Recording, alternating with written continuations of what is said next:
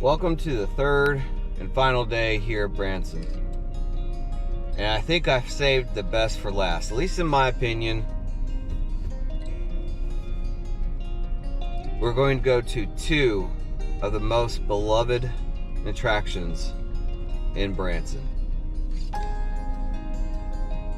The Duck Bus Tour and the Showboat Bell.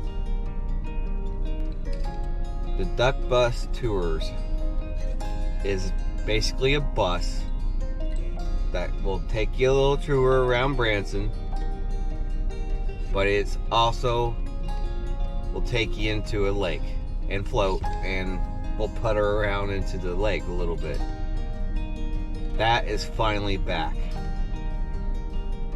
There's a little incident that happened several years ago, which I will not get into. It was not pleasant and they had to shut down.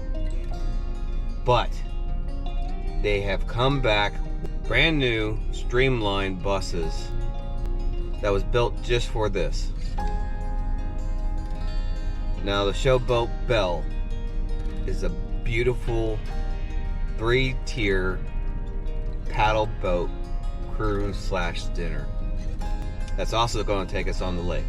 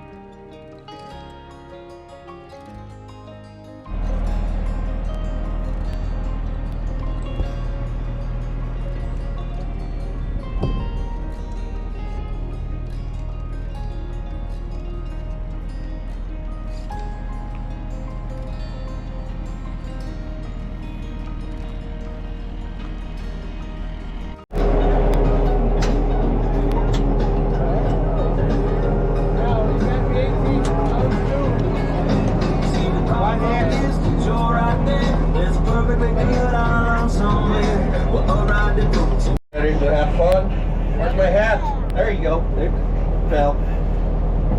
Welcome to Branson Duck Tours. Glad to have you here, my friends. On behalf of we welcome you on behalf of the crew of the Super Duck 8. That gentleman over there is Captain Doug. Don't worry, he'll be back. He is the captain. He has to drive this thing. He's going to drive it on land and on water. All right? And my name is Luis. I'm going to be your tour guide today. Does that mean you're going to talk the whole time? Yes, that's exactly what it means. So bear with me. I promise I try not to bore you to death with everything. All right. First, what happened? What happened? I don't know. Came loose. There you go. Oh yeah. Somebody doesn't want to leave. All right. This is your last chance. If you're having second thoughts, talk now or forever hold. Okay. Just check it. It's coming. The sound of doom.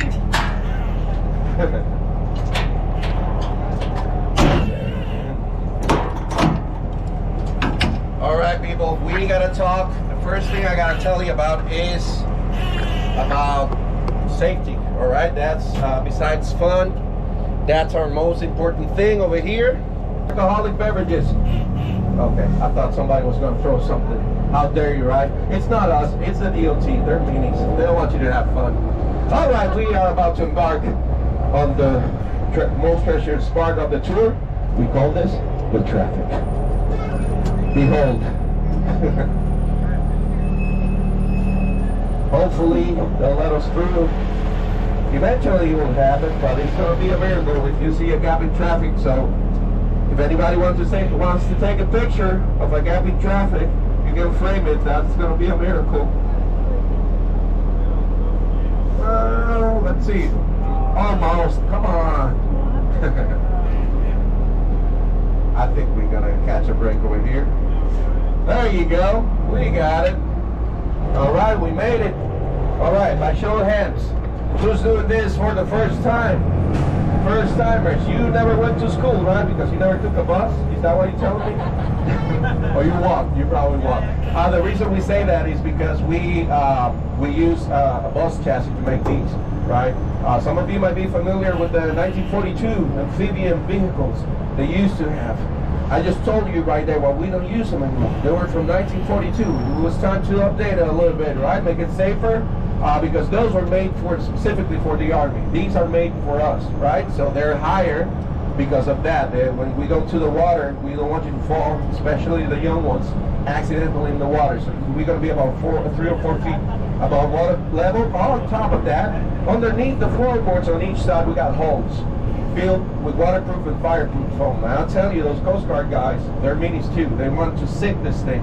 They can't, because we got those holes over there. Which means we are unsinkable, just like the Titanic. Now, I'm going to show you. I'm going to show you. I'll get over it. It was more than 100 years ago.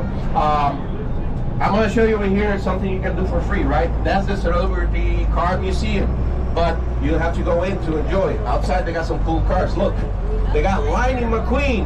I made it over there. If you've seen that movie Cars, and let me tell you something. Mater will talk to you. If you stand in front of Mater, he'll tell you a couple of phrases from the movie, which is pretty cool. Unless you do what I did the first time I went there. Before I went there, I went to the CBD store. And I said, oh my goodness. That thing started talking. I was like, oh no, what is happening? Looking for me, I had a kid by me. I was like, dude, is the thing talking to me right now? What thing, the tow truck? Yes, the tow truck. What is he doing? It's talking, he talks to everyone. What do you ask? You know, he was so innocent. I was like, never mind, I'm okay. And then my mind started playing tricks on me. You know the kid is not there, right? No, stop that. Oh my goodness. So people, just go straight there, and if you stick to the parking lot, you don't have to pay. Now, it might be, do we have anyone from Texas? So, bear with me. I know it's not hot for you, but it's kind of hot for the season over here. So, if you want to wait for later, the cars will be out there, you know, when the sun goes down a little bit. Which part of Texas? Fort Worth. Fort Worth. Okay, so it gets really hot over there. Yes, sir. Yes. If you go inside, that's where you need this thing over here. We call it the quacker, right? And I know some of the people that went to the duck tours back in the 1900s. They're saying, you know, they used to give those away. What gifts, right?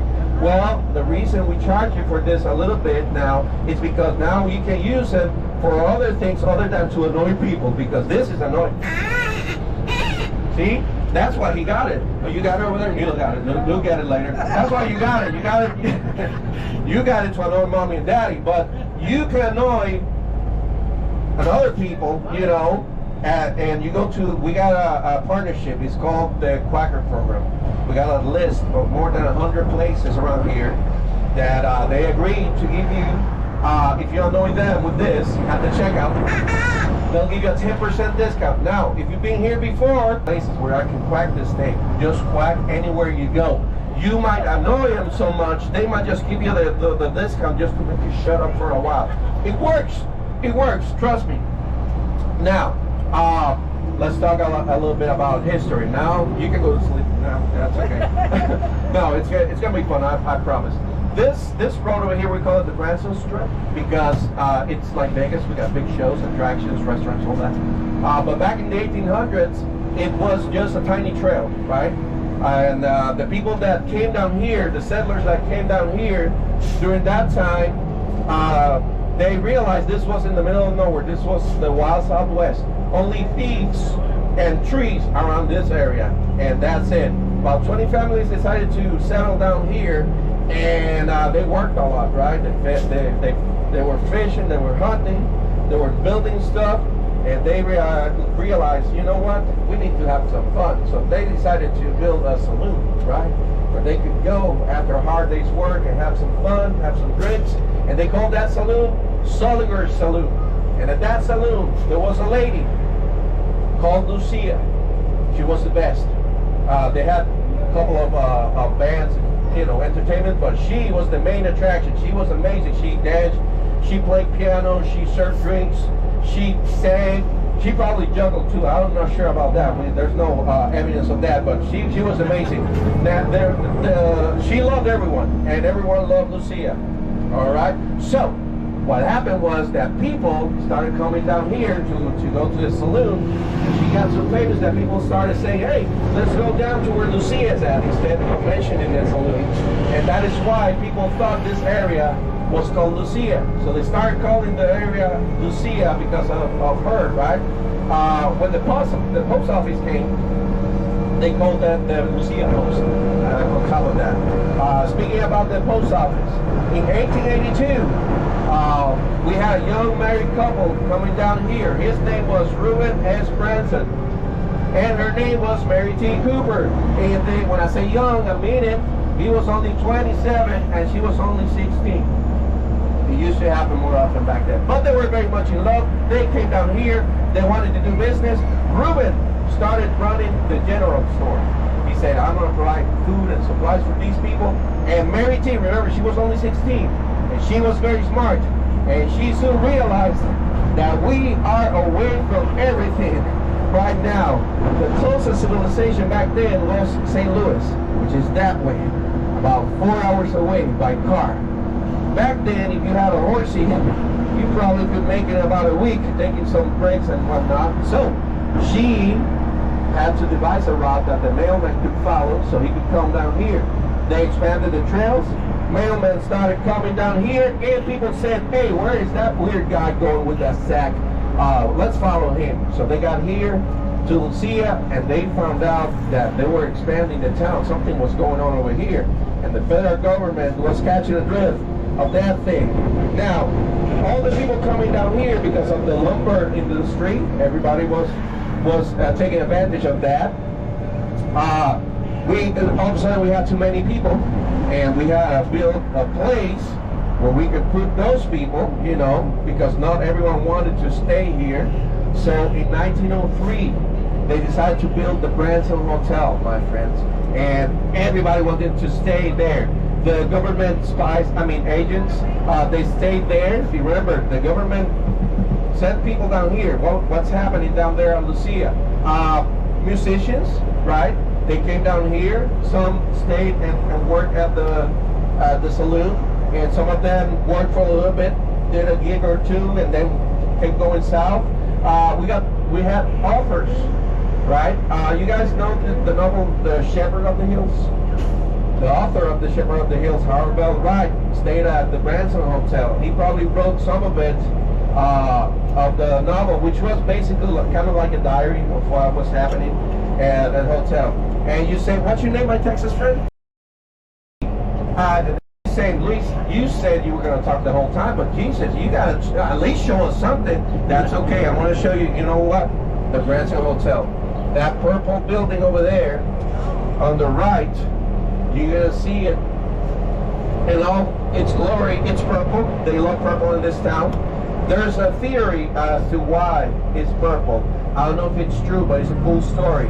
The people that built the hotel, they used to go to the Soliger's Saloon, and they loved Lucia so much that they wanted to honor her. And Lucia used to wear a purple dress for the show. So I don't know if that's true, but that's a cute story. You can read on top of the door there. It says established in 1903, and the rock foundation and the stairs all around it, they look kind of old because that's the original part of the hotel. The rest had to be rebuilt because everything that you see in front of us, that's downtown Branson, and they decided back then. Remember, all we had was wood, mostly, right? So eventually it had to happen. Guess what happened to the town? If it was made out of wood, burned down. Big fire, a big fire. It was in 1912, and we were so lucky that in 1912, the government finally decided, you know what, that Lucia place is good enough to be a part of us, And they made us part of the nation, an official town with a spot on the map and everything. And how they came to the name Branson, you might have guessed it. They asked the postman, hey, when you go down to Lucia Post, who gets the letters? Well, that'll be Old Lady Branson. Well, that sounds like a cool name. It's a boring story, I know. I'll just go through it real quick. I wish I had a better story for that, but it's just that, you know. Who gets the letters? Her. That's it. That we named it after her. But you're saying Luis, but the hotel looks, you know, it looks like maybe what it looked like back then, and there's a reason for that.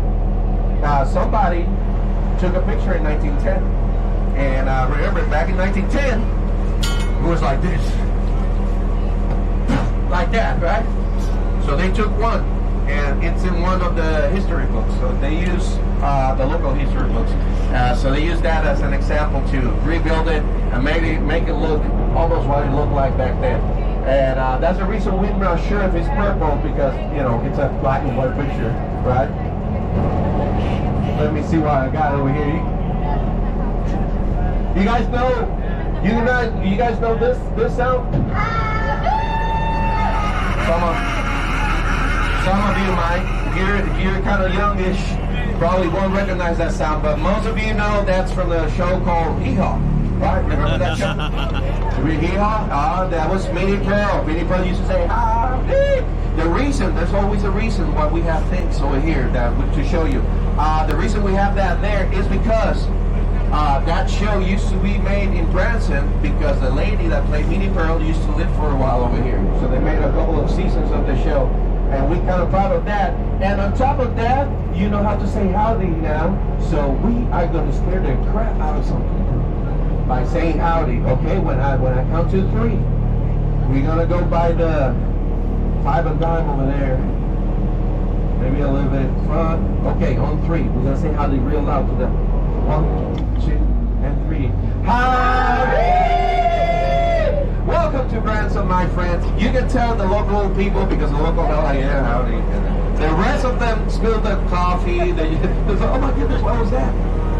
Now, big fire in 1912. The bank owner was the only one that built something out of brick. It was that building over there on the left. The Victorian house now, but it used to be the bank. There's a sign on the side where the machine was that says Security Bank of Branson. But you're saying, what's your name? Samantha, you're saying, but Luis, you can tell us whatever you want because we don't know any better. Anybody can write bank on a wall, right? But if you go inside the Victorian house, on the left side, they still have the original vault from the bank. So that's pretty cool if you want to check it out. That's how we know that was the real bank. Also, like I told you before, they love purple in this town. Look on the left over there, that building, Plum Bazaar. Now, Plum Bazaar, it's a bead store now, but it used to be something else back then when the fire happened, and the people decided to save that building. That was the only building they could save from the fire back then, right? And like I said, it didn't used to be a bead store. It was something else. Now, my friend, what's your name? Joe. I can tell you're gonna give me the right answer, Joe. If you were living back then, we know it was that building that they saved, but which kind of business was it that you had to save it? But go ahead. Tell me, Joe. Don't be shy. Anybody can chime in if you want to. Anybody? There you go, Samantha. The saloon. That used to be Solinger Saloon, the longest standing building in Branson. I'm glad to know that we got the same priorities here now as we did back then in the days. You know, we got to save that booze, my friends. What about the hospital? We save those patients later. We got to save the saloon first, my friends. The church, maybe? That'll be fine. We actually had only about, maybe counting with one hand, like 5 people telling me the church or the hospital. Everybody else, either the saloon or the brothel. And when they tell me the brothel, I had one guy telling me that, and I said, do you mean the saloon that I mentioned before? And he said, no. I'm like, do you think they were separate back then? I mean, they were kind of like the same thing, you know, top floor and bottom floor. Branson Scenic Railway, if you have the chance, do it. It's a 40-mile round trip, my friends. It's a cute train. It's amazing.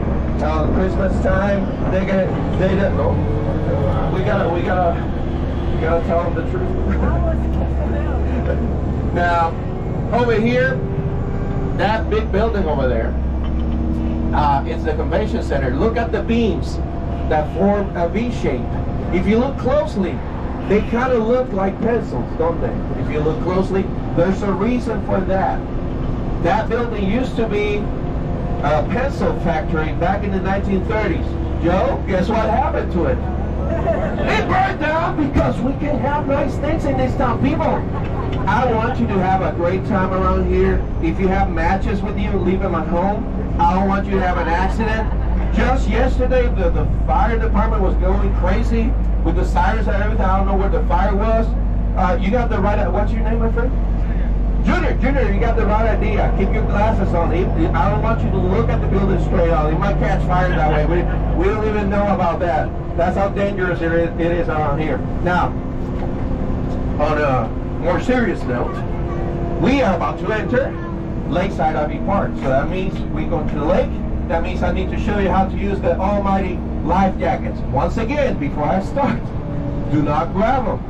I was training the new tour guide yesterday, and he forgot to tell, and there was somebody over there already with it on, all right? Well, you don't need them, all right? I will let you know if you need them, but you need to know how to use them. Check it out, real easy.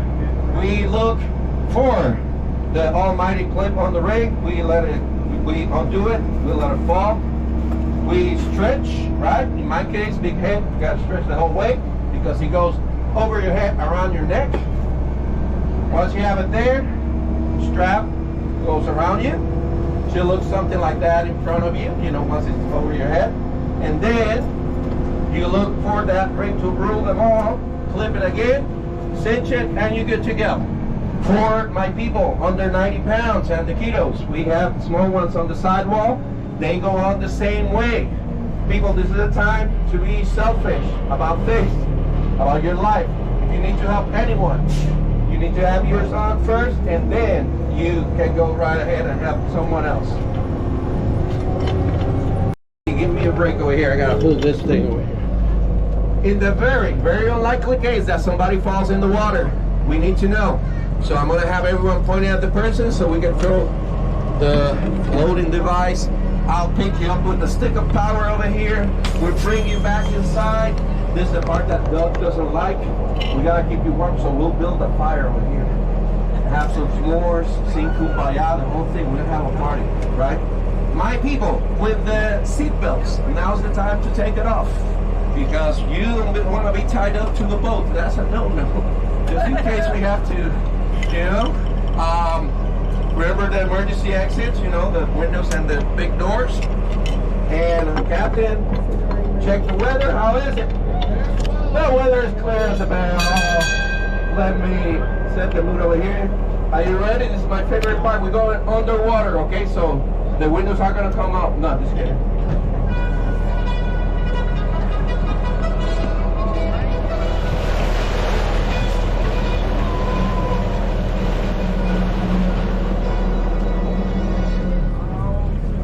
Smooth. Yeah.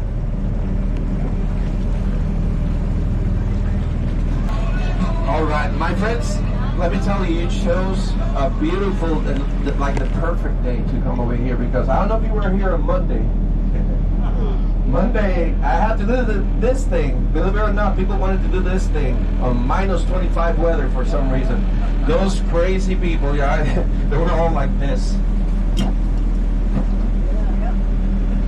I wasn't sure if they were listening. To tell you the truth, I didn't much care. I wanted to go back to the store and get warm.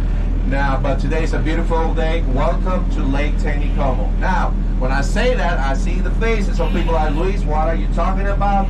Stop, what is this? Stop lying before you start throwing your babies and your cell phones and your tennis shoes at me. I promise I will explain. Too late. Almost. Now, oh, eagle's nest over here, bald eagle's nest. So if you keep looking that way, you might be able to see it either perching. Don't worry, Doug will yell and it will scream, oh, there you go. And you probably have to look for it, but if you want to look for a white spot with brown underneath, and they're around here, they're the only dumb ones that stay for the summer for some reason. We have a whole bunch more during the winter time, but they leave. And these three, there's a family of three that stay for the summer. I guess they think, you know, more fish for us, I guess. Yeah, there you go.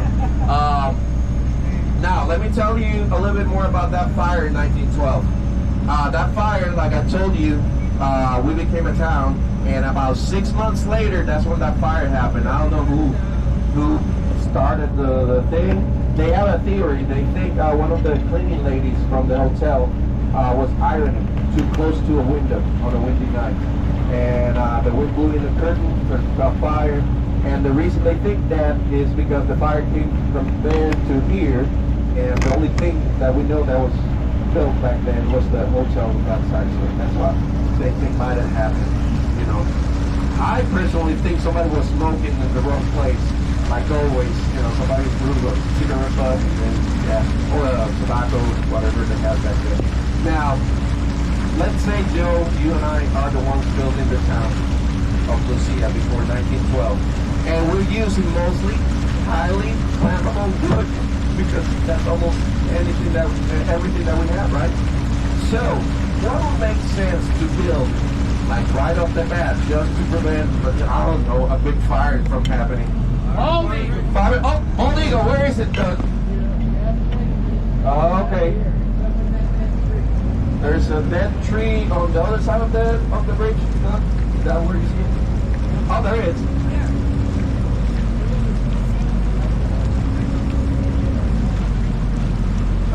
Let's see. I'm blind just like almost everyone else over here. So if you see it, just tell everyone else. Is it on the top trees up there? Oh, I see it now. You see in front of the building, the green building, there's a dead tree in front of it. You see the white spot on the dead tree, and there's brown underneath. You saw it already? All right, some of you saw it. There you go.